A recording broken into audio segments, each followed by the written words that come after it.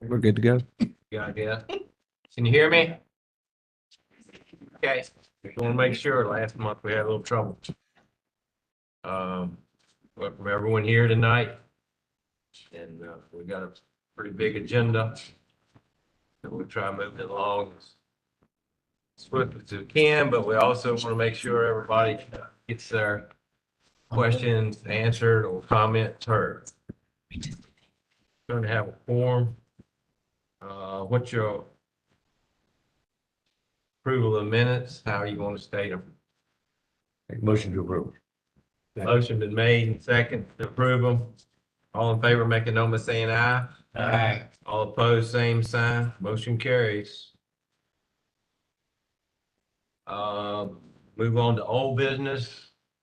This is the Amelia County Economic Development Authority that we tabled last month to get a little more info. You want to speak to that? Sure, Mr. Chairman. There was a revised conceptual site plan submitted that is up on the screen now for you, based on some of the concerns that the applicant felt was communicated by members of the Planning Commission and members of the public. This revised site plan shows 10 sites as opposed to 12 sites for development. It also shows a 200-foot wooded buffer from the edge of the lots on the eastern side of the property from the neighboring Dusty Hill Lane subdivision. There's still, of course, some area topographically that the land would accommodate larger size development, commercial or industrial development, as you see depicted. Most of those sites are pretty far off 360 Richardson Road. And then, of course, 3 of the 5 major sites are in the rear to the property, almost immediately abutting the Swift Creek Forest Products property that you see depicted on the left side of the image.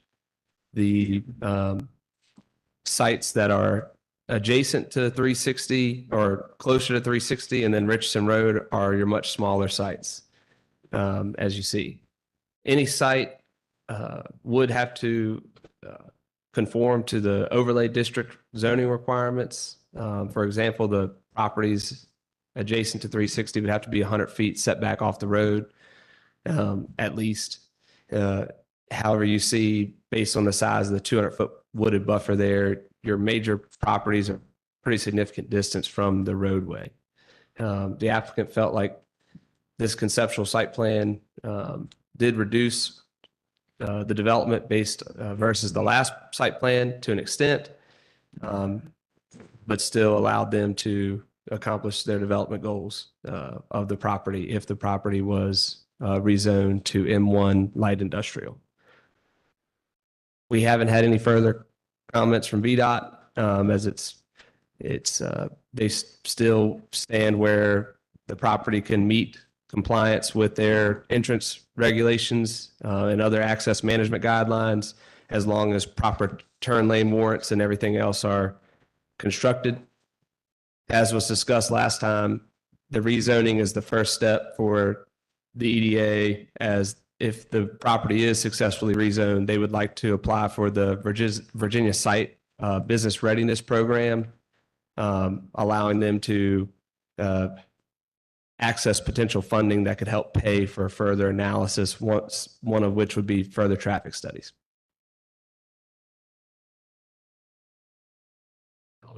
According to this plan, 2 entrances. There's actually 4 total, 1 off Richardson Road, and then 3 off of US Route 360. 1 at the existing median, 1 to the east of it, and 1 to the west of it. There is an image of this in your agenda packet, and then I did print out some extras if you guys just want me to pass out the standalone, so I know you're not trying to flip through all the pages.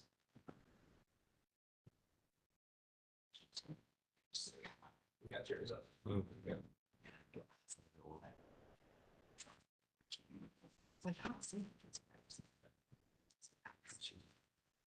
said there's no. Any questions from Brady?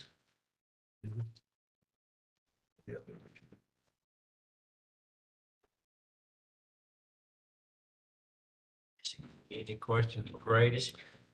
The consultant representing the EDA is here this evening, as well as a member of the EDA. If you guys have any direct questions for them, they're here to answer.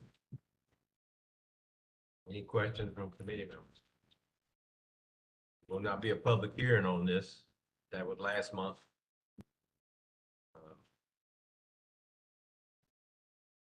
I think we tabled it pretty much because we weren't sure about the road and weren't sure about the size.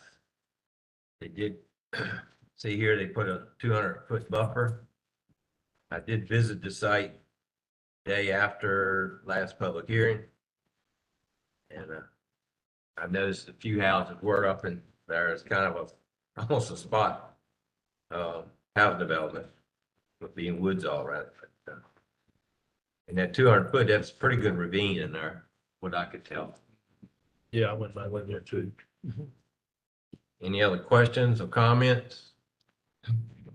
I visited the site too, and studying over this weekend. I was unsure how many access points there were from the information that we had. So I called Brady this morning and found out that there were more than I thought. And the comprehensive plan, the current comprehensive plan under transportation in the goals, policies, and objectives section says to maintain the capacity and quality of the Route 360 corridor throughout the county. Well, the more recent comprehensive plan was kind of streamlined somewhat. So I went back to kind of get a little more detail on what that meant into some older comprehensive plans. I've served on the comprehensive plan committee for a number of different revisions. And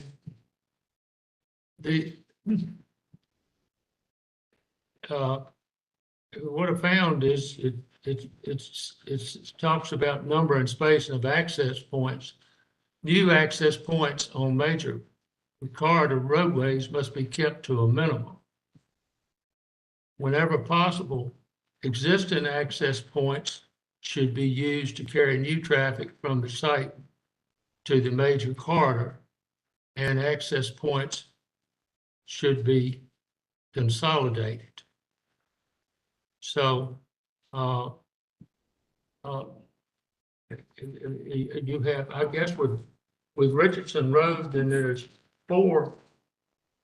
That's a total of 4 cuts in 360 there. Three. Three on 360 and one on Richardson Road. And one Yes, sir. on Richardson Road. Yes, sir. But still, the Richardson Road is a cut into 360 is what I mean. Yeah. So the idea is to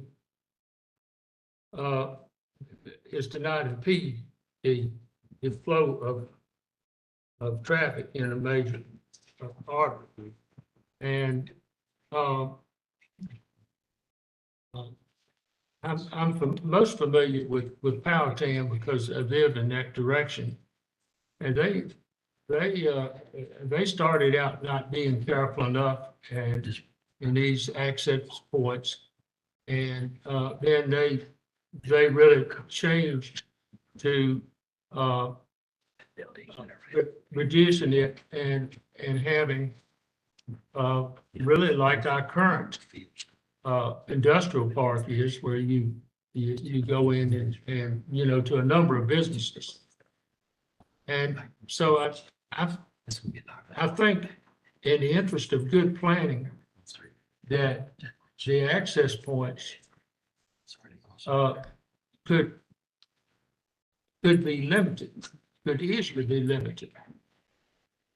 And that would be an improvement. And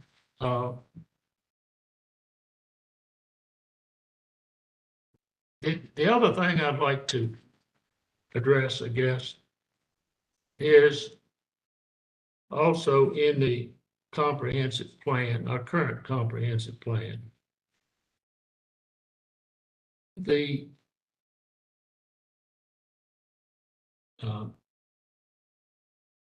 Corridor Economic Development Industrial Area section C on page 31, item 6, it says discourage industrial uses fronting on or visible from the Route 360 corridor.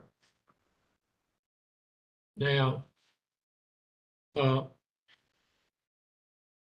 going back to an older plan, I mean, that's pretty clear itself, but and the older one said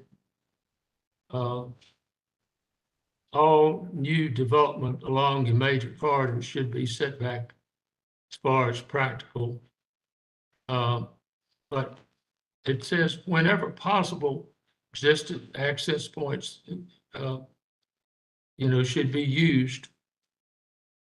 But it says that the buffers should be used, or buffers or screening or some type of topographic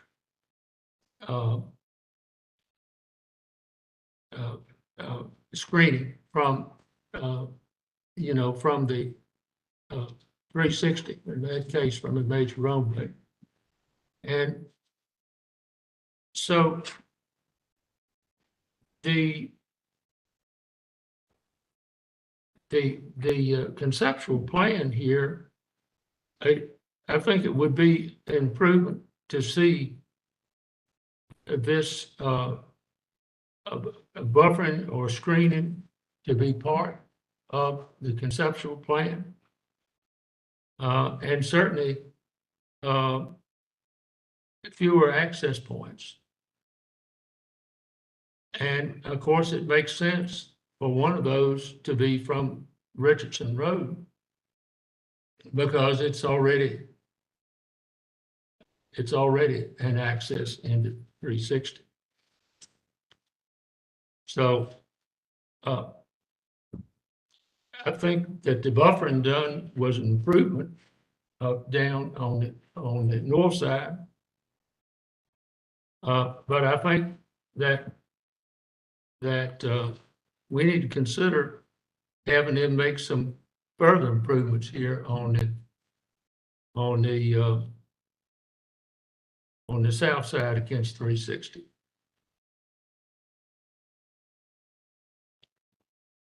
Any comments on Mr. Whittington's comment? Questions? For all these new entrances into this development, all that have existing crossovers in the median strip? So currently the 3 on 360, one of those is at an existing crossover. As was discussed last week, upon doing their traffic analysis with a traffic consultant, they would determine the additional crossovers needed. Also, our overlay district, zoning wise, has some requirements for crossovers as well.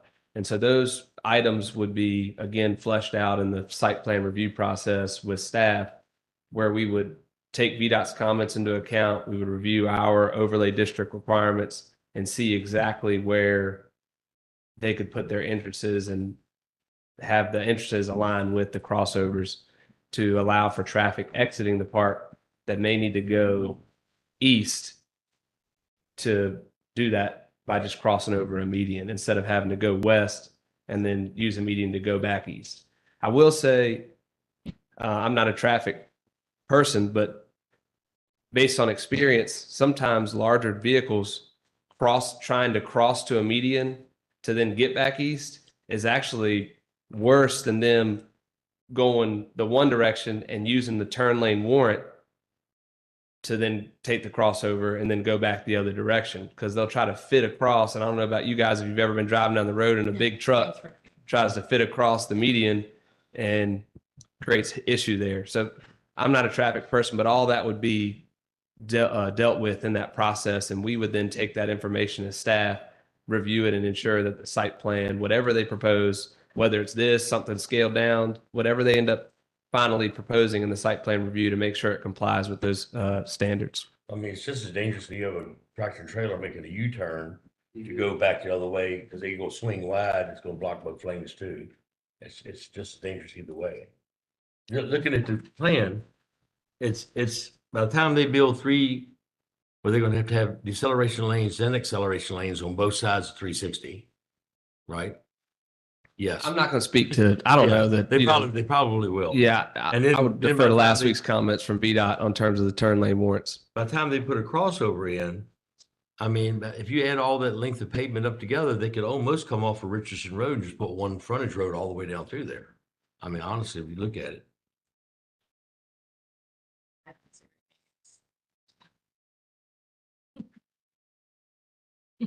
Well, it would depend on what industries went in there as to what size trucks or vehicles anyway. But I'm Yeah. sure there's gonna be some tractor trailers, because so much is delivered now on tractor trailers or box trailers.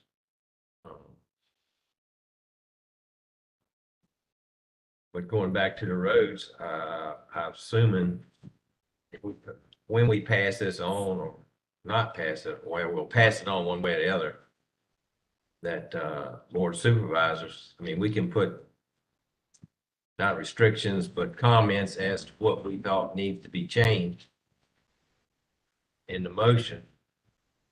And then let them determine that once the highway department. But right now, the highway department pretty much has their hands tied. They will not do anything until it gets to the board of supervisors.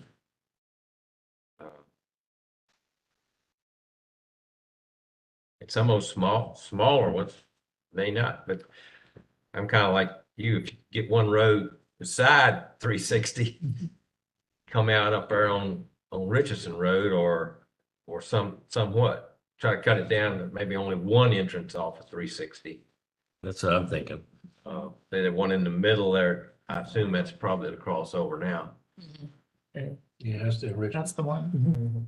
And of course, the other two going west will be smaller type businesses because of pretty much the area that they have available. Probably wouldn't be as much, I mean, almost take like even the pallet plant. They come out there, it's straight into 360. They got to go west before they can go east. So, I mean, it's not like it's not already a problem there to start with. We don't want to amplify that problem. Well, yeah, that's for sure. I mean, looking at the conceptual plan, the way they've got roads running parallel to 360 now, they really wouldn't, by the time they build 6 turn lanes, they could almost make that road go straight through there. You know? Well, that road would not be paid for by this VDOT, would it? It'd be by this group. Then VDOT could overtake it. If they put turn lanes in, it's gonna be paid for by this group too. Well, yeah, VDOT's not gonna put turn lanes in Yeah. for them. so money wise, it may not May not be much be much different. difference. Any other comments? Any more questions? We tabled it once and really not supposed to table it again. We only have 60 days. But we'll need a motion one way or the other, and like I say, we could put some questions or statements in the motion that we would like to see certainly addressed. Then we have another deferral for 30 days. Do we, Brady? I believe it. I haven't counted the days, but you have 60 days, and to make your decision. So you could technically defer it twice, depending on how the days fall. Yeah. But will we get any more information? If we wait 30 days, what I'm saying. That would be up, to the applicant, whether they want to provide something further for you guys, like a another conceptual site plan. That would be their prerogative, and then you guys at that time could review that then, if they did. Do we have anybody from the EDA here that would Yes. like to speak on it? He is here, right? Yes, sir. Mr. Neil Barber is here, who's a consultant representing the EDA. Would you like for him to speak? If you had anything to say. You have anything to say or points to bring out that would help us make a decision one way or the other? Mr. Chairman, members of the Planning Commission, excuse me. I'm Neil Barber. I'm an economic development consultant to the Economic Development Authority. The issues that you have raised, as Brady has pointed out, would be resolved within the site planning process. If the zoning goes forward, one of the next steps for the Economic Development Authority would be to go through a master plan of development process and preliminary engineering report to get to the cost questions that have been raised here. The question of development or access onto Richardson Road, the EDA did consider there, and they wanted, the thinking of the EDA was to limit the number of access points and the traffic generation on Richardson Road because of the potential impact it would have to the subdivision behind it. But the eastern portion of the site particularly could easily be served by an access road to Richardson Road. Any questions? Comments? I'd heard from an EDA member that time was sort of pressing for a grant or something. Was that correct? That is correct. As Brady had pointed out, the Virginia Economic Development Partnership has a grant program for further studies on the property and some limited development that we had applied for last year about this time. At this point in time, the funds are not available since the state has not passed their budget for this upcoming fiscal year. So once that happens, the EDA plans to apply a little later this summer for those funds. Rezoning of the property is a condition for the grant of the funds. So prior to award of any funds from the state, it would have to be zoned for appropriate industrial use. More questions? Mr. Barber? But it does sound like they could possibly take one entrance off of 260 if they serve it by Richardson Road. So that's an option, Certainly one. which I think, I'm pretty sure they will explore all of that.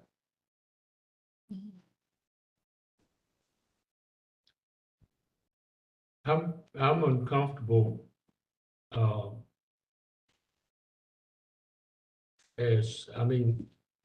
job is to do smart planning. And I'm uncomfortable in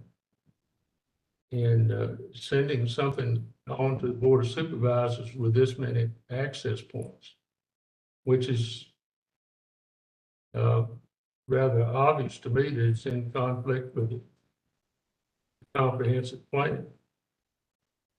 And I think we have another 30 days. And so I would like to see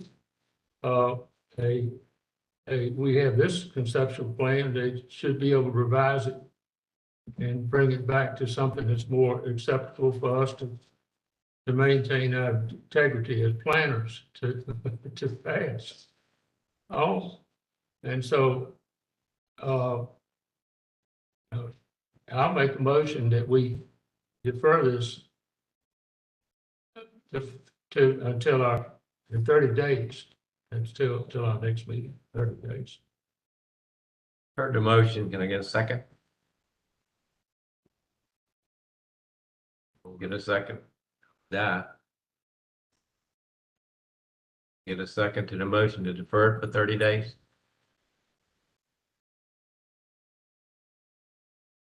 Hearing no second, the motion will die. Can I get another motion on the floor, one way or the other? I'll make a motion, we send it to the supervisor. You want any restrictions on it? In the motion? Like we would rather have one entrance to three, as few entrances As to three. few, yes, as few entrances as possible. Any other comments in your motion? Motion been made, to pass it on to the Board of Supervisors with stipulation in there, they reduce as many entrances to 360 as possible. Any more questions on the motion? I need a second on that. Second. Motion made and second. Any more discussion?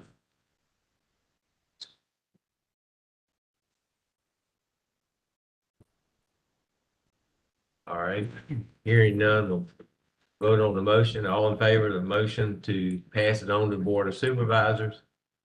Kind of with a restriction or question as to limiting the access to 360. Make a note by saying aye. Aye. All opposed, same sign. Motion carries. One dissension. Thank you. Moving on to the next item of business. Public hearing for Mr. Benson. Discussion about Mr. Benson. Then we'll open the public hearing. Did that too. He's still gonna be able to get the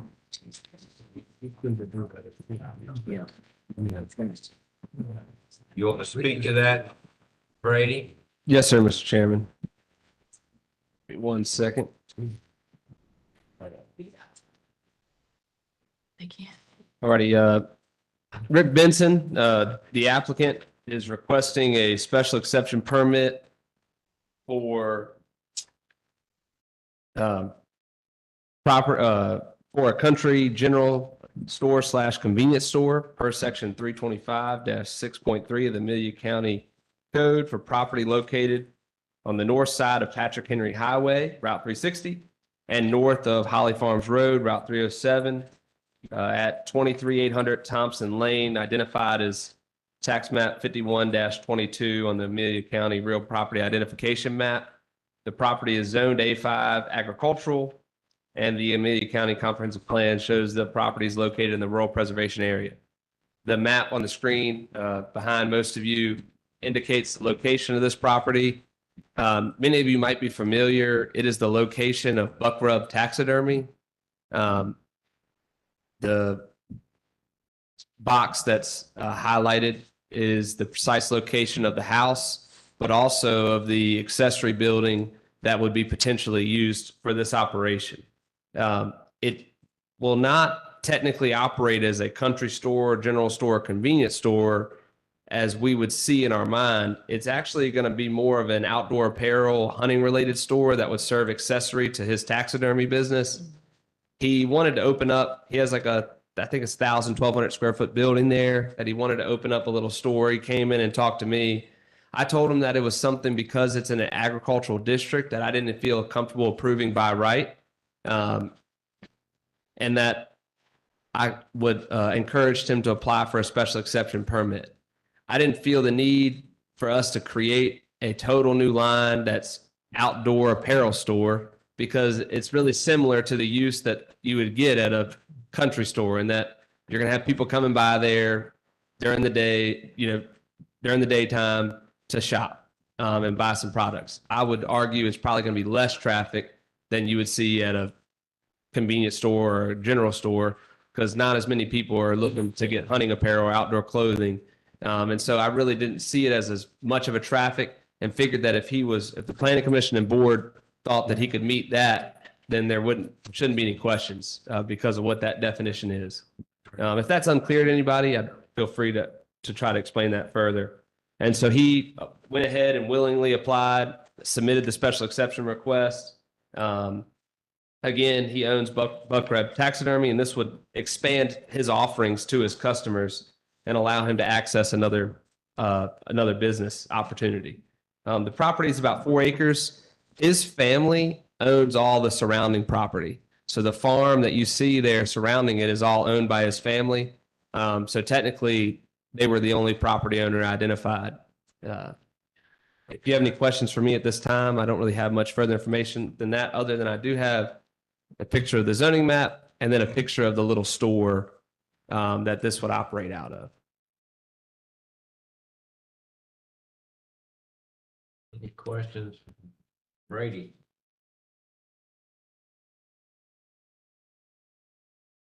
Well, really, he's not selling food or anything, it's just hunting type thing. Yep, he's going to work with outfitters and try to get the ability to access their product wholesale, so that he can then sell it retail and try to, again, expand his offerings to a clientele base that he works with frequently because of his taxidermy operation. Is he selling guns there? I don't believe at this time he's You'd have to have selling guns, but he would have have to a go license. through, fire a process, I'm sure, with the ATF as well as possibly state police. No. Okay, he's not. Yep. And the applicant is here again, Mr. Rick Benson. So if you have any questions for him, I'm sure he'd be glad to answer. Any other questions? Brady? Or any questions for Mr. Benson?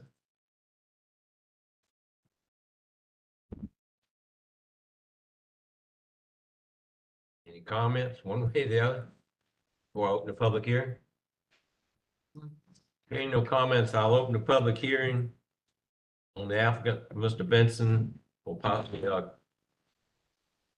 don't know if you call it a country store, but a store. And just state your name and address. And try to keep your comments a pretty short point. Anybody like to speak in favor or against the applicant?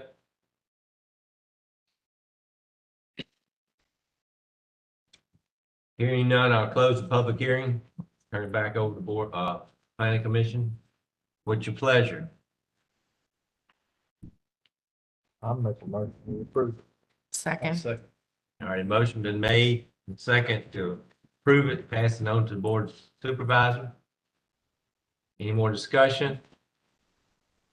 Hearing none, all in favor of the motion to pass it on with approval, make a note by saying aye. Aye. All opposed, same sign, motion carries. Move to the next item. Richard, hang on. Riquetza. Rick is on it? No. I feel like I butchered that, I'm sorry. You want to tell us about that one, Brady? Yes, sir, Mr. Chairman. Richard Riquetza. Yep, requests a special exception permit for a detached dwelling unit per section 325-8.3 of the Amelia County Code for property located on the south side of 360. It's off of Five Forks Road, Route 38 at 12501 Five Forks Road, identified as tax map 44-19A. The property is zoned RR3 rural residential and is located in the rural preservation area in terms of the future land use map. As indicated in the agenda packet with the conceptual site plan and the attached drawings for the structure, the applicant's requesting a detached dwelling unit that would be occupied by his sister, who would be moving down from the northeast. The house would be similar in design to the existing home with approximately 976 square feet. It would feature a similar roof line, similar aesthetic. It would have 2 bedrooms. The plan is for the house to tie into the existing septic system, which would be expanded if needed as determined by the health department. It does include a site plan. And as you can see indicated on the proposed site plan, the setbacks are all greater than that which are required for a primary structure in this district. The front being 160 feet for the proposed structure, 20 feet for the side, 200 plus feet for the left side, and then 400 plus feet for the rear, which is ample. The only one that's relatively close to the requirement would be the right side, which requires a 10-foot side setback, and they're proposing a 20-foot side setback. The property in total is about 3.4 acres. And again, if you guys have any questions for me or the applicant, Mr. Riquetza is in attendance. You could ask him questions as well. Any questions? We don't allow two dwellings on the same piece of property unless they're a dependent family member. Is this sister a dependent family member? No, so there's two different provisions in our ordinance. There's the detached dwelling unit provision, which anybody can apply for a detached dwelling unit. Then there's a dependent parent dwelling. And so this is the dependent parent dwelling is for a dependent parent. So this would be for the detached dwelling unit provision. Would be two addresses, one address? It technically would serve, I mean, I haven't gotten that question before. I would say that the county wouldn't prevent her from getting her own address, so that she could receive mail. But customarily speaking, most of the time when we see these, there's just one address. There's an address for the property, and the other structure doesn't have an address. And we see a lot, through the years, since I think the 70s, there's been a provision for detached dwelling units, and you'll see these in various locations in the county. Is he going something, if his sister moves or something, is he going to rent it or? I don't believe that would be their intention, no. But I would defer to them to speak to their intention for the property if she was to move or pass away or something like that. Any questions? Would you like for him to come up before we open the public hearing? Would you like for him to come up one way or the other? I would say let him come up and Yeah. speak on if, what would happen if, if the system moves or whatever. I mean, we traditionally don't allow two dwellings on the same piece of property without subdividing the property, which is not enough property here to do that. Yeah, I think he needs to come up and explain to us why we should approve it. All right.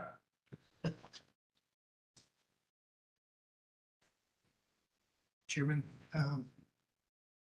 my sister is 75 years old, and she lost her husband about 17 years ago. And up until this time, she's been able to take care of herself. She can still take care of herself, but the winters are bad. She has bad knees, that type of thing. So our first attempt was to buy her a piece of property that she could put her house on that I could go over and take care of. And we tried to find a piece of property and we were unsuccessful. So we contacted a realtor and he started showing us some property. In the interim of that, because she does live in the Northeast and people are rapidly moving out of there, her property that she has now went down about $9,000, which just it put her totally out of the ballpark for her to get her own house and a dwelling. So we try to come up with other alternatives, and this was the other alternative that we would have. We only need that one address. She doesn't have a deed to the property. It's where we live.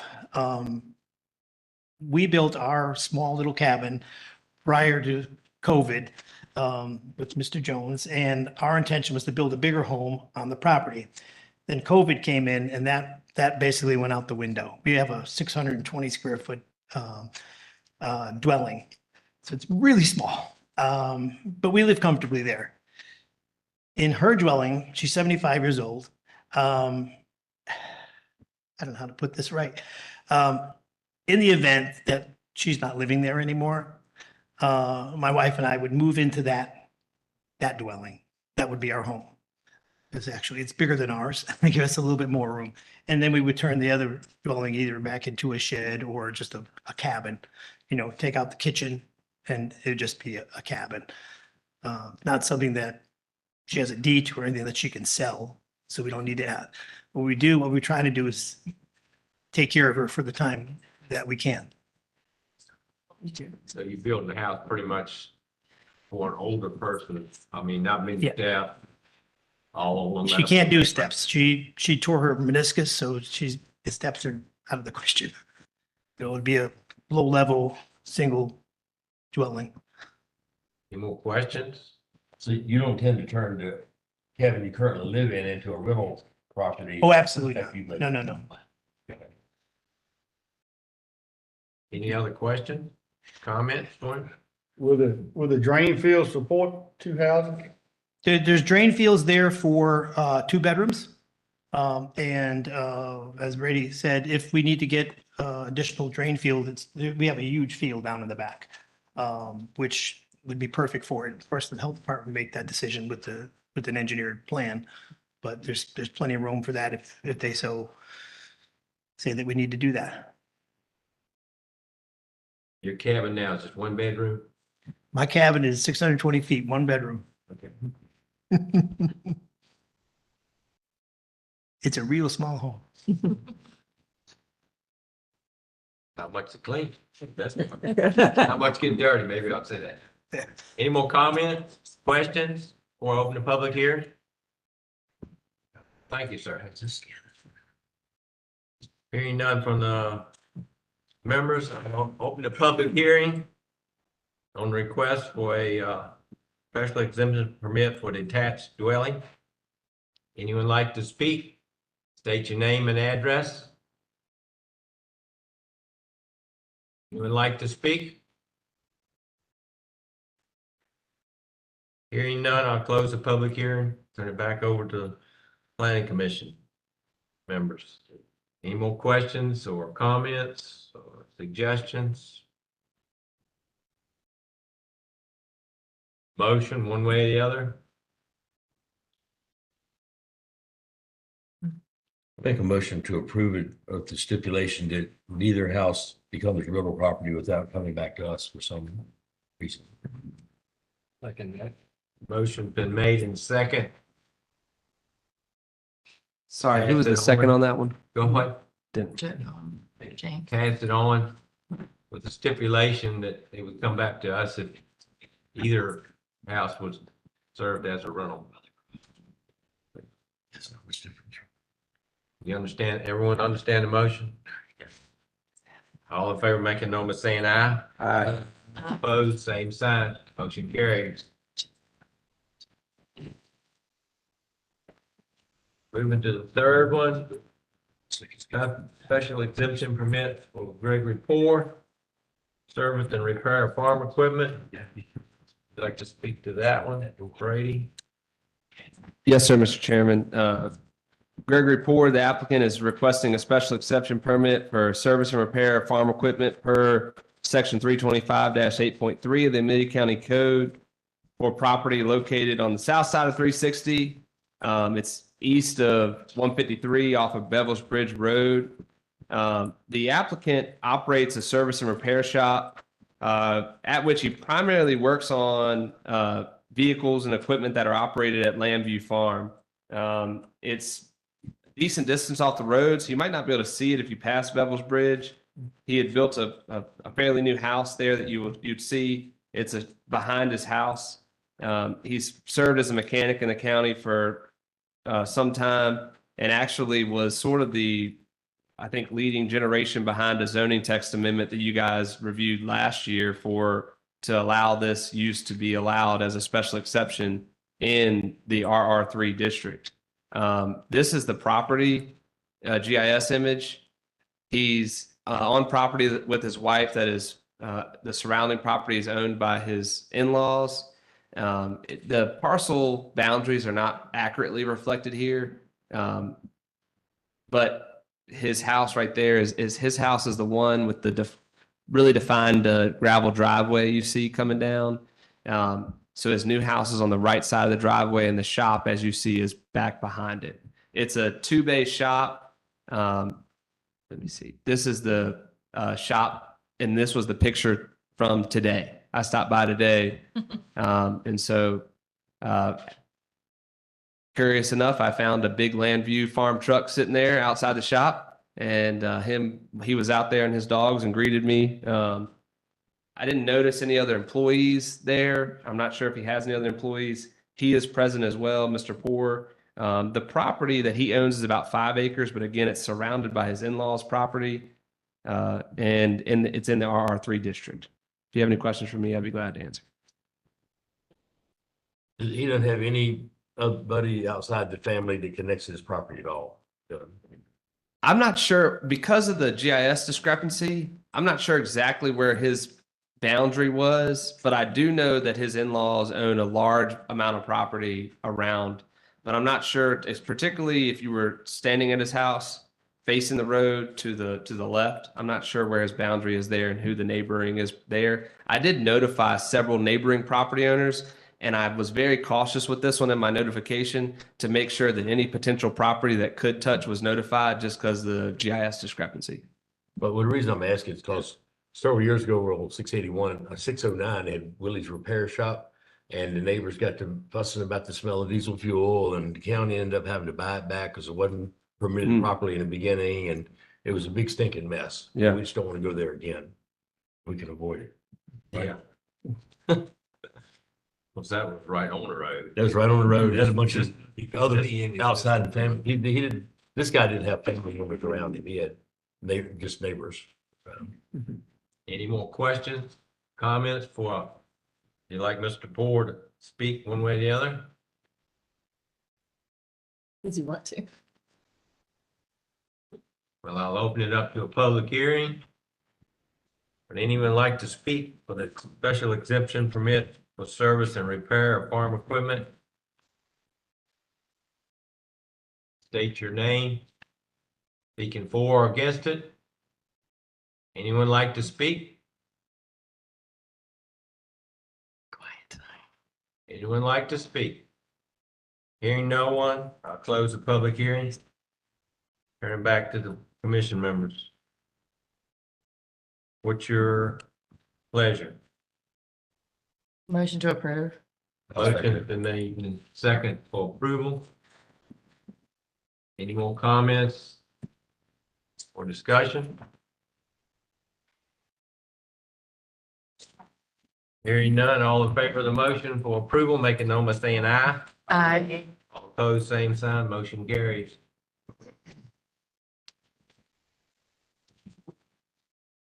Moving to the fourth one.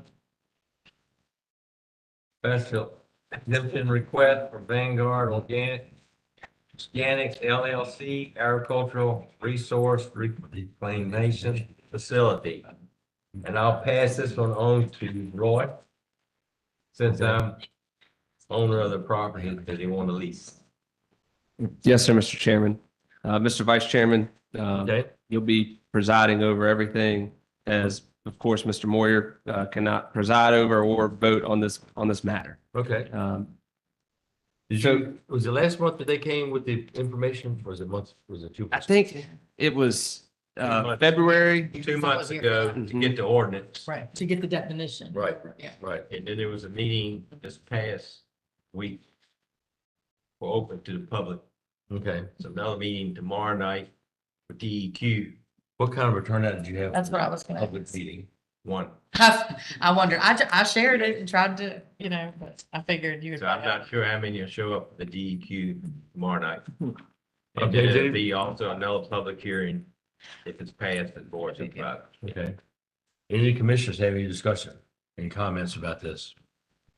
I think we were all here when they did the information, so we kind of got a good feel for what it's going to do.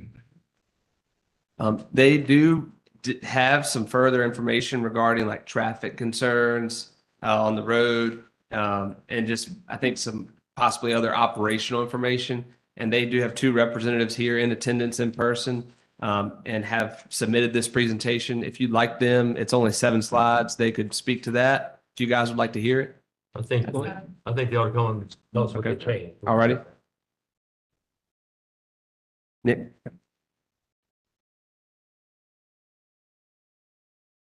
You guys might remember this is Nick from Vanguard Renewables. Good evening. My name's Nick Cunha. We've met before. Great to see you again. Thanks for the time. Just wanted to touch base, kind of review some updates, not changes, just updates based on the conversations we had last. So I think generally, eh, based on the last presentation, everybody kind of gets the overall view of how this works, but just want to show this diagram again with some quantitative information that we spoke about last time. But it's in your packets for you to review if you'd like. But again, anaerobic digestion in our model, the co-digestion model, we're combining food waste and the farm's dairy manure at Oak Mulgee Dairy, putting that in an anaerobic digestion system, which is essentially a mechanical cow stomach. The methane that comes out of that decomposition process is going to be sold as renewable natural gas. And then the material that is left over after that 30-day cooking period, so to speak, will be given back to the farm to use as bedding and fertilizer. And just to highlight, the food coming in is food grade organics. It's not municipal solid waste. It's not biosolids. And the digestate that's going to be land applied is replacing the manure and commercial fertilizer that the farms land applying currently. This is a semi-updated site plan. I don't think it's largely different from the last one we showed. There's just some parking spots now.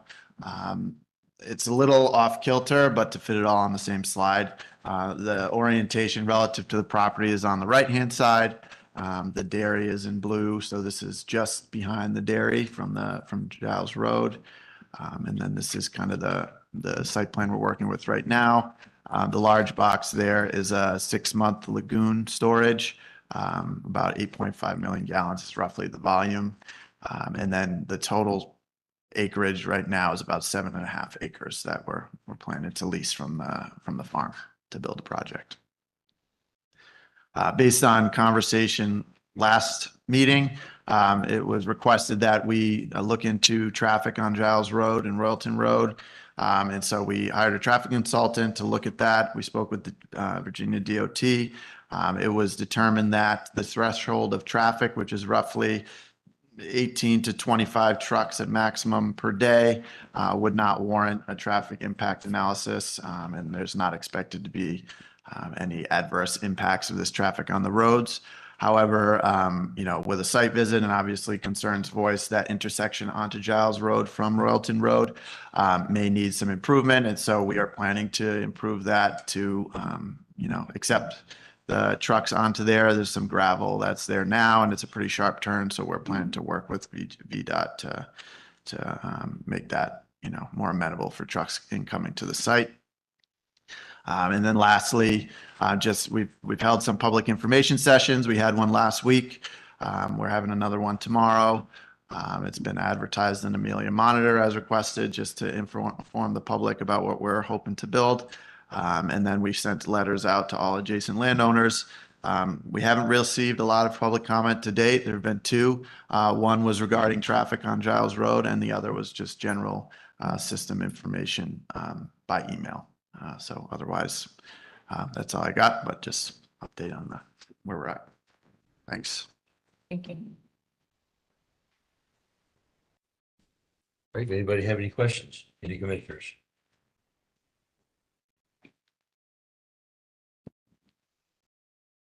Is this something that, this digester, is it possible for it to be adapted to operate out of foodstuffs alone? So the system can run on manure alone, yes. But so anaerobic digestion can work on manure alone. To make a project economic, you need about 4,000 cows worth of manure to do that. And that's not what the Moyers have, and I don't believe they plan to expand that much. So we would not plan to do that. We'd need the food waste to kind of get the gas production on the project. I think he was asking, would it run on food waste alone? Food waste alone. No, so you need there are bugs in the manure. That's what I thought. Yeah, and you need the manure to kind of seed the digestion process. Yep. Anybody else have any questions? Thank you. If not, I'll open public hearing. Would anybody like to make any comments? I didn't quite understand, meet tomorrow night. And state your name and address. Yeah, Donnie Poole, 17851 Genito Road, live in the curve near, Giles and Genito Road. The meeting tomorrow is just a community information meeting. It's not board or planning commission. It's Okay. Vanguard doing their full presentation on the All right. project. I'd like to, Mhm. speak about the, two entrances that's, available to the farm. Firsthand experience, living in the curve at 17851 Genito Road, for 43 years. It's been approximately, 100 accidents from the curve leading down to, Giles Road and Genito, including the intersection. That sounds like a lot. It is. But for 43 years, it don't take but 2 accidents a year. You got 86. Well, we're a few months into 2023 and we've already had 1. So when you come out of Giles Road on the Genito, sight distance is a problem for semi, speed, weather, road conditions. I highly recommend if y'all grant Vanguard a permit, that it be mandatory that they enter and exit Giles Road onto 609 because of the past history of accidents at Giles and Genito, and make it mandatory. They enter and exit. And if they're found in violation of Giles and Genito, let it be a penalty. And no way should this affect the current grain farmers, dairy farmer, or loggers who occasionally exit Giles Road onto Genito. If you send Vanguard, if you send a driver out and the number of trucks you're talking about, Giles Road onto Genito, you're setting the driver up, Vanguard and the farmer had a bad situation. And it's not if it's going to happen, it's when it's going to happen as far as accidents. It takes a semi much longer to clear intersection, loaded or empty, especially if he's loaded. Thank you. Any questions? Thank you. Thank you. Say this is my farmer's secret man. Yeah, my name's Frank Butler, 17533 Genito Road, a couple doors down from Donnie. And I heard you mention no traffic study needed, only 20 to 25 tractor trailers going through. But if you add all the tractor trailers going through that area on a daily basis, it's significantly more than 20 to 25. Right now, we have logging trucks, farming trucks, all sorts of trucks. And with the additional, there's a new sawmill that's been put in right down the street from us. I don't know how many tractor trailers go out of there every day, but it is a significant number of large trucks passing through there on a daily basis. So I would advise or suggest or request that a study of all traffic be conducted, not just a traffic for one particular company. You might see a different picture. Thank you.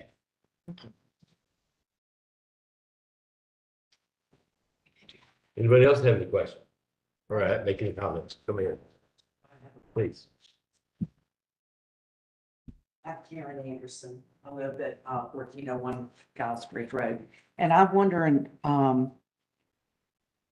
where the traffic study was considered, on 609 or Genito? It would be considered their main proposed access point, Which is Wilson Road, 609. Yeah. To the farm, to the farm. because that's to the location, because that's the traffic impacted area. So they would, VDOT, we had a pre-scoping meeting, as Nick mentioned, and that number sounds a lot to me, 20 trucks a day. But to VDOT and their calculations doesn't reach the level that a traffic impact analysis would be required or recommended. So based on that, as a county, we strongly encourage VDOT to drive the road because of the unique road conditions that you can't see when you're calculating it based on your index. As you all know, that road is very unique with the connection to Royalton, the bridge in the bottom near the old mill, and how the curves are going uphill from there. And they communicated with the traffic consultant, and the traffic consultant provided the information that you guys saw tonight.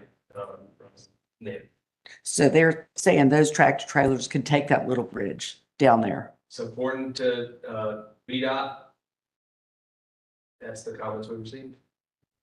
I'm not VDOT. Right. Well, that's what I had heard that they were gonna, yeah. Oh, you had to go down that little bit, but I'd heard they were gonna have to go around, but they can actually take the gals. If there's, as long as Right. that bridge down there by the mill can handle it, I don't see why they couldn't. According to Say that. As long as that little bridge down by the old mill Yeah, can handle the weight, then they should be able to go that way. exactly. That's what I figured they Right. couldn't. I figured they'd have to go around. the debate, the weight was not a problem.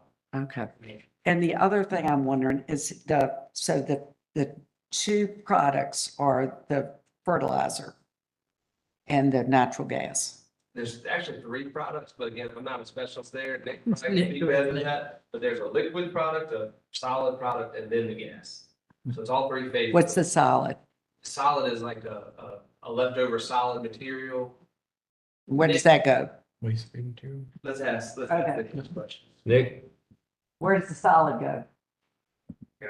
Yeah, sure. The liquid stays on the farm, right?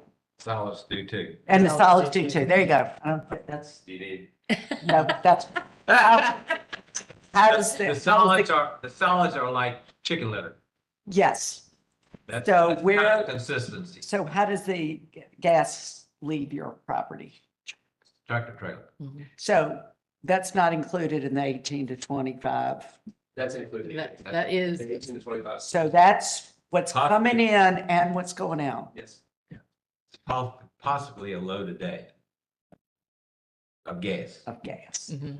The other trucks are the food stuff mostly Right. coming in, So it'll be mostly food stuff coming in and, and a truck going out. a Yeah. tractor trailer a day. of- So they plan Natural on gas. taking it to Goose and put it into the natural gas line over there. So. The Yeah, digestion process is relatively slow, so I couldn't see them doing more than 1 truck a day because you gotta wait for that gas to. yes, and that's what, Create. I'm like, I don't get that. Right, I think they were the only ones. I think that was the only thing I one day asked was the bridge is gonna hold that. It blows my mind. It's a new bridge. It's a It- brand new Is it? bridge. They just redid it. Brand new bridge 3 years ago. He's not talking about 609. Yeah, I'm not talking about six and I nine. know. You didn't look down- Brand- Gals, Okay. gals, I guess I hadn't been down I there. didn't realize they'd done that one. Wow. How close is it to the river? Of course, that's my big concern because I live across. Only time they'd have to go any other way would be if a river was over the road. And that happened. But no, I mean from the river, the facility. I think she means like the Facility, lagoon. How close is it still to the river? Was it 600 and some yards? Okay. Yeah, I can't It's remember on where top of the your hill. farm is. I mean, where the barns are.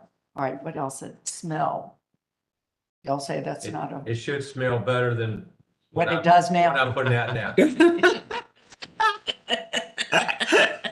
So once you take the methane out, that's what the smell is, see? Yes. So once you take the methane out, it should smell sweeter. He'll bring That's you what my some. daddy always said. That swims. I think they were my questions. Do you have an idea of where people are coming from, 60 or 360? The map. Right now, we're assuming The 6. map he showed on 60. on his presentation showed all the traffic coming down 609 from Morgan, from Powhatan. And then making Yes, that so shortcut. That's past me. what they were showing on the map. And I don't think unless he said unless the river's over the road, that's your intended entrance. And the right, river won't go coming out. up. I think it's over once in a while, but not very often. Thank you. You said Morgan, did you mean Macon? Macon, not Morgan. Yeah, Macon, I mean, Macon, right, right. Anybody else have any comments, questions? But yeah, I just want to get clarification. So where does it, so if it comes from Powhatan or 360, it'll just either go down basically go down 609 and hop on Giles Road. That's where all the traffic will be Right. going. Okay. The only way it would go by your house is if the river's up. Yeah, well, It only goes up 3 days, stays at 2 days, and 3 days to go down. Yeah, I got you. That's the big question. Okay, thanks. Yeah.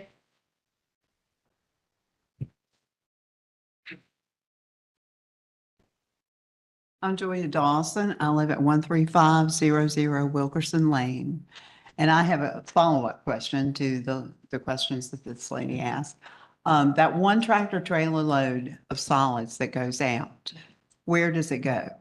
Talking about the gas or the solid? The solid.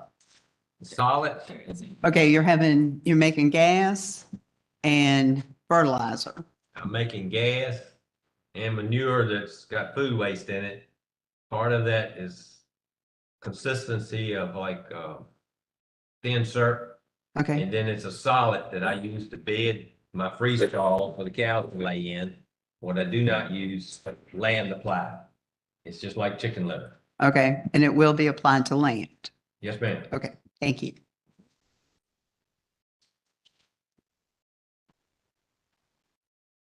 Anybody else?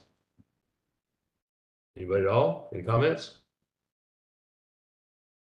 All right, being none, I'll close the public hearing.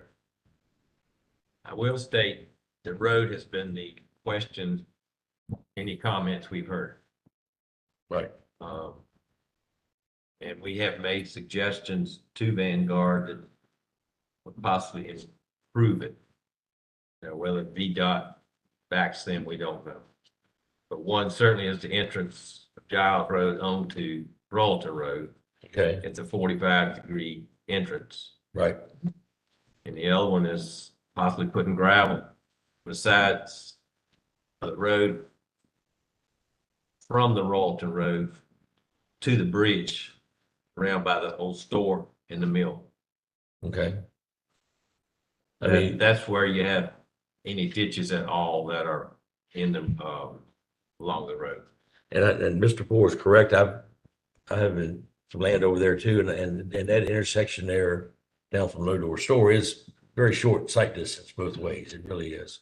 Be a tough intersection for tractor trailers to negotiate safely. Who owns the land right there, Royalton and Giles? Where they would have to make some improvements. That's some of your. John Alvin Jones, I rented from him, been renting from him for 75 years. He's pretty much absentee owner. His son will probably get the property. He's been contacted. He's pretty excited about it, truthfully, but from what he says. Is he willing to give up a little corner there of land to be able to make that turn a lot easier up there at the end? Give him something green, he'll take it. Just like anybody else. I mean, I'd say he'd have to be compensated or something, but I don't think it. He would one way or stop the other. doing that. I That's what don't I'm think saying. so. Okay. Any more comments?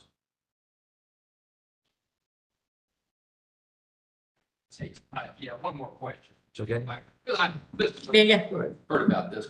What are the environmental impacts, negative environmental impacts that come out of this? We'll let Nick take I'll that. let Nick talk Yeah. about that on my son. Yeah, one or the other, But but the fertilizer is no different than the manure we're using now, either dry or wet. Yeah, okay, but the question is, it's going to be kept clean in EPA, all, you know. I'm sure he was gonna watch. The EQ watches us very closely, but my son can speak to it. I'll sum up town there on it. Jeremy Moyer, 17220 Royalton Road. I live right at that intersection of Giles and Royalton. I'll start from the top. I agree with Donnie that the intersection at his house is horrible, and that's why we don't want any trucks coming in and out of there. The plan is improve that turn at Giles Road and Royalton and also improve the shoulders of the road so there's space and possibly mirrors or even like a motion detector light so you know when trucks are coming. So you can't go more than safely about 30 miles an hour through there anyway, but a way to know that someone is coming through those curves. Because you drive on that road a lot, so do me and my kids and wife and everyone else. And that's the main concern we've voiced and the main concern we've had through the over a year process that we've been talking with Vanguard. So I agree with both of you and that is not the plan to come in that way. The landowner, Willis Alvin Jones, who owns the land right there, he's excited. I told him what we were thinking about doing, because I told him that he'd be getting a letter, because he's obviously a adjoining landowner, and he was excited about it and just had some questions, but he said, sounds good to me. He says he's never selling that land, and his 53-year-old son gets it when he dies. And we have a decent relationship with him. Obviously, we've been renting for 75 years. The environmental impact, currently all the nutrients we produce through manure have to be accounted for with soil testing and nutrient management plan. So we're not over applying fertilizer. The exact same things for the farm wise will also be in effect. So we'll have to account for all the additional nutrients on top of what's currently being produced on the farm through all that food waste. All that additional nutrients will have to be quantified. So we'll test the digestate, which is the liquid, just like we test the manure now, see what the fertilizer value is, then apply a rate that equals the fertilizer value. And the nutrient test is similar to what cow manure is. It's higher in nitrogen, but that is the one thing that for most of the feed we grow, nitrogen is what it is lacking as far as nutrient wise. So that is why this would be able to replace, I think, all of our commercial fertilizer. And so that digestate is one thing that will land apply, probably most of it injected. But then if it's on a grass crop, you normally top spread that. The smell, right now there's a lot of smell, cow manure smells. This, from the kind of cooking process, being 104 degrees, I think, for 30 days, breaks down a lot of stuff in there. And then most of the smell that you smell if you drive by our farm right now is methane. So they're collecting all that because that's where a good chunk of the profit comes from, is that. So I went and my brother went and visited 5 different digesters that Vanguard runs in Massachusetts, climbed up to their, well, they had above ground storage, but like leaned my head over. And I can't hardly smell my manure. So, but it's way less smell than what cow manure.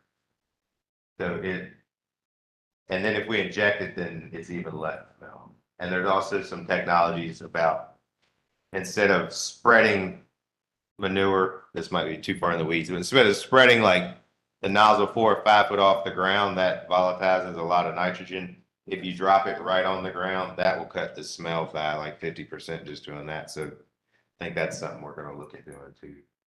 But so that digestate, all that can only go on according to what the soil called for. And then the solids, most of the solids are already in the manure. That's from the crops that the cows are eating. So it will probably pretty closely mimic our bedding needs for the cows. So it'll come out of the digester.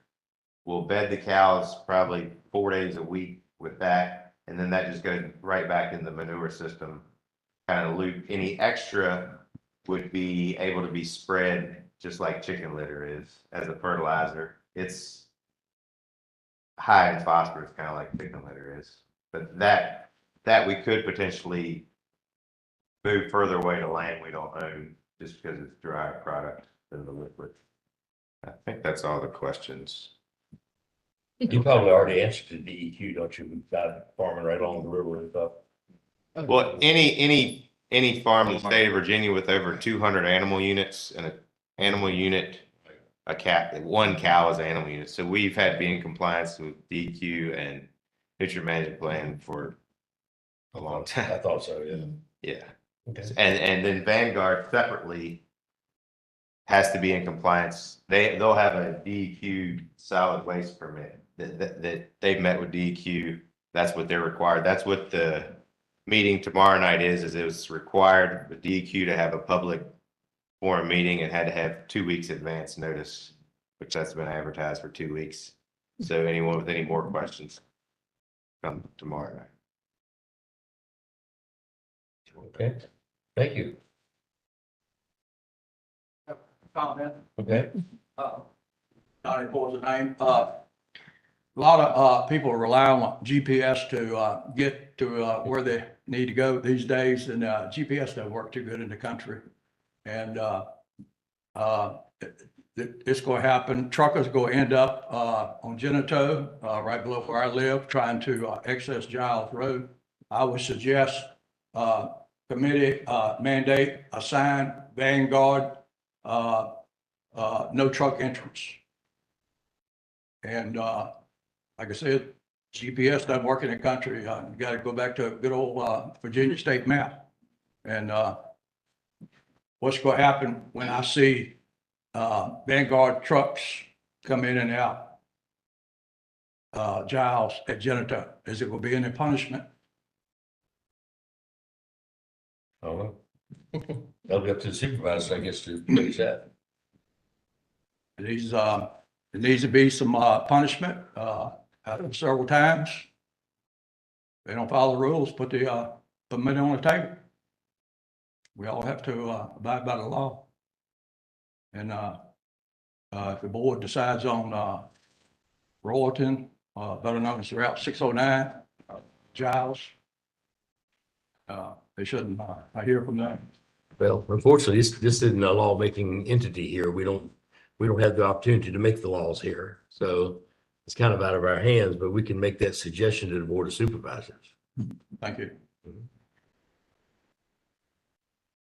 All right, anybody else have any comments, questions? All right, being none, I'll close the public hearing. Comments from the commissioners? Well, there's a lot of positives, environmental positives, from this project. It's pretty unique. I mean, I'd say pretty unique. Say it is unique. And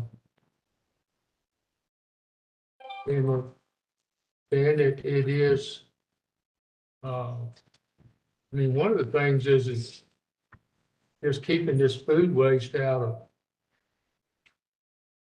going into landfills or something, and so it's ending up being utilized, broken down with the anaerobic digestion process. And certainly it's good to capture the methane. Methane it doesn't last as long, but it's 10 times worse for global warming than carbon dioxide. And I think the other fertility benefits and so forth have been all referenced.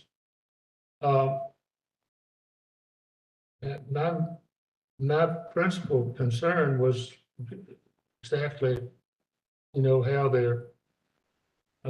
we're coming in, and if they're coming in from the Giles and Royalton, there's no question that has got to be addressed, particularly if they're coming in off of 60 and coming out of Powhatan. Now, originally, that part of the road was the way you went across the bridge. Giles Road, now goes off at basically, he called it 45 degrees. So it's a very difficult maneuver for trucks coming from that direction. It's fairly difficult to, unless you turn exactly right and are used to it, to see even getting out that way. It's something that would really benefit from having improvement. But I do remember, barely, but I do remember the old bridge that was upstream there. It was a erector set bridge, I call it. And it scared me anytime it driven across because it was rattled, so forth. And when I was probably maybe 6 years old or something like that, the bridge went down with a truck, but it didn't go all the way in. He was okay, but it broke. And so that's when the new bridge downstream was being put in.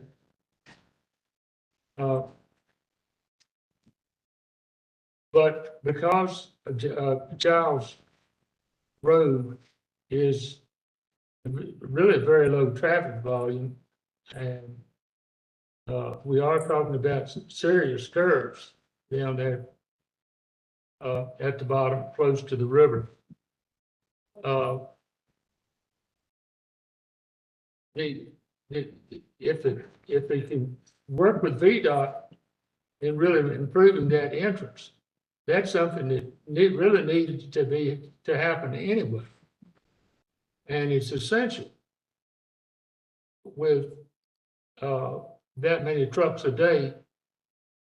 You know, when you say that many trucks a day, well, that's coming in, I assume, and going out. So, you know, if you had as many as 25, that'd be 50. And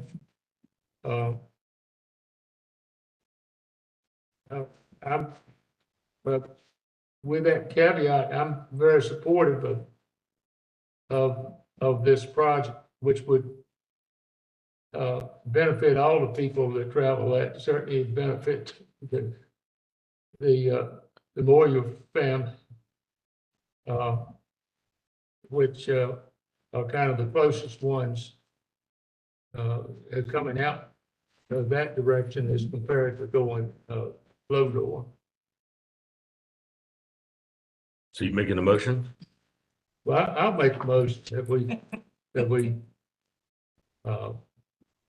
recommend approval Okay. to this Do you want to board put of it, supervisors. do you want to make any amendments to that motion about that they have to come in off of 609 as a requirement? Well, that's what they said that they're going to do, is to come in off of 609, Okay. but they can't. It can't be absolute Because of the river. it gets flooded. Right. So, I understand. So, Okay. I'm well aware of what it's been. I know, I was raised Flooded, there. I know. not as aware as you all are All right, so in that area. have a motion. Anybody want to second it? Second. All right, have a second. All in favor, say aye. All opposed? Okay, thank you. I'll turn the meeting back over to Chairman Moyer. Thank you for all the discussion. We certainly take all your comments. We talk to Vanguard, try to satisfy as much as we can. I don't know if you had to pack it or not, but this site possibly has about 10 employees. So it's actually a place for other people than me to get a job. And that's certainly what we need in this county. But it could employ up to 10 people. And if you happen to read the packet that we got, it's fenced around. It's only one entrance gate. So it's pretty much monitored 24 hours a day. It does not touch Giles Road. It's about, I don't know, 500-600 feet off Giles Road. But it sets up on top of the hill just north of the new barn. So if you go by there, you'll have an idea about where it would be.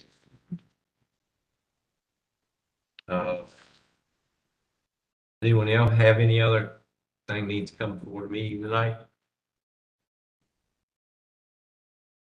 Certainly. Thank you for your participation. I don't have any other comments.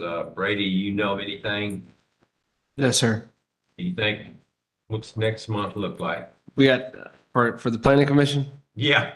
I think you're gonna have one item, special exception request. But I will probably add on to it, since it will be a lighter agenda, the discussion on the comprehensive plan update, because we are in need to recommence that process. Thanks again. Meeting adjourned. All right. Larkin, where are they gonna have this thing up and going? Yeah, so I was gonna say, what's your time frame? This year, next year? They said if they get the permit, they'll be breaking ground by the first of the year. I mean, First, it's a great educational opportunity A too, year. like Take- local FFA. Take kids, about a year to. But it's still on.